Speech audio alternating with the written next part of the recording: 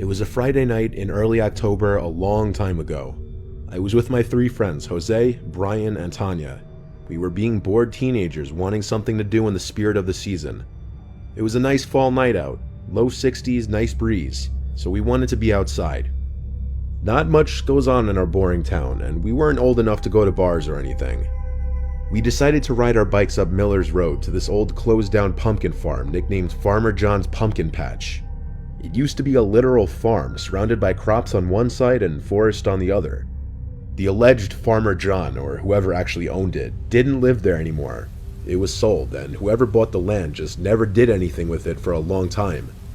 It was a 20-minute bike ride up Miller's Road, which is an extremely quiet road traffic-wise. Just lots of cornfields and farms around this area.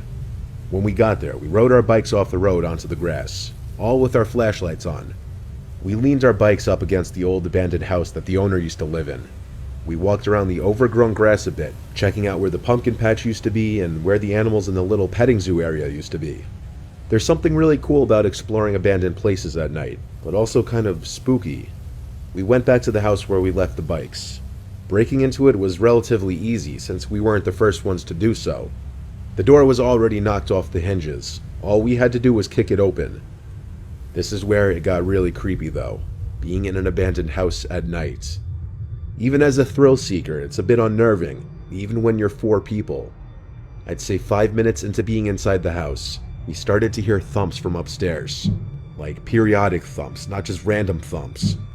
Jose and I decided to head upstairs to check it out.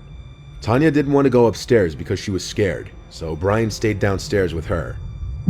When we got to the upstairs, the thumping was much louder for sure.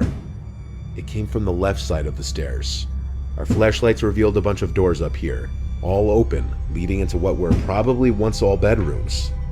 Our footsteps were loud as we walked closer to the room with the thumping.